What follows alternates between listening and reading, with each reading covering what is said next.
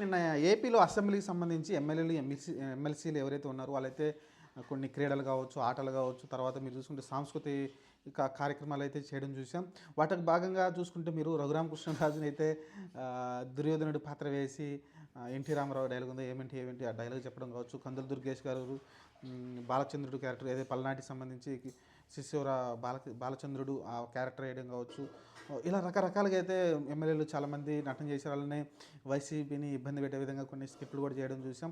Overall చూసుకుంటే ఇక్కడ highlight వచ్చేసి చంద్రబాబు నాయుడు పగలబడి నవ్వారండి.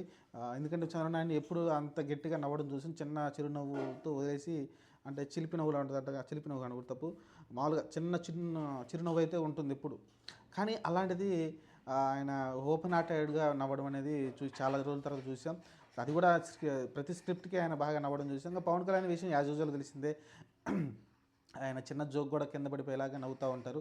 అదే చూసాం మనం. పవన్ కళ్యాణ్ ఇద్దరు పక్క పక్కన కూర్చున్నారు. చంద్రనాయుడు గారు కూడా ముఖానికి చేతులు అడ్డం పెట్టుకుని మరీ ఎక్కువ నవ్వడం చూసాం. ఓవరాల్గా అయితే స్క్రిప్ట్ బాగా చేశారు అందరూ కూడా. కొన్ని మంచి మంచి స్క్రిప్ట్లు కూడా ఉన్నాయి. అలానే మీరు ఇంకొకటి తెలుగుదేశం అభిమాని చూస్తే నా చెయ్యి కోస్తే మీకు పచ్చగా రక్తం వస్తుందని చెప్పడం కావచ్చు, పసుపచ్చగా.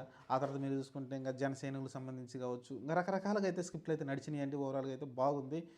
చాలా రోజుల తర్వాత అయితే చంద్రబాబు నాయుడు నవ్వుకోవడం చూసాం. ఇదే హైలైట్ మొత్తానికి. కాకపోతే వైసీపీ వాళ్ళు దీనిలో అయితే పాల్గొనలేదు. వాళ్ళు ఏదైతే ఎమ్మెల్యేలు ఉన్నారో వాళ్ళు ఎవరు కూడా దీనిలో అయితే పాల్గొనలేదు. ఓన్లీ టీడీపీ, జనసేన, బీజేపీ సంబంధించిన ఎమ్మెల్యేలు మాత్రమే పాల్గొని, ఎమ్మెల్సీలు మాత్రమే పాల్గొన్నారు దీంట్లో.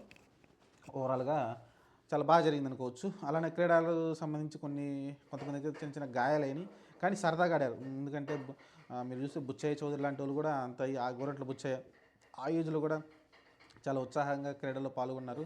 అలాంటి సమయంలో చిన్న చిన్న గాయాలు అయితే తగిలినాయి తప్ప పెద్దగా ఇంజరీస్కి కారణం ఏం కాలేదు పెద్దగా. కానీ ఓవరాల్ చూసుకుంటే ఈ సాంస్కృతిక కార్యక్రమాలు ఏవైతే జరిగాయో స్క్రిప్ట్లు ఎక్స్ట్రాడినరీగా నవ్వించారు. కాబట్టి మీరు చూడండి, యూట్యూబ్లో ఉన్నాయి.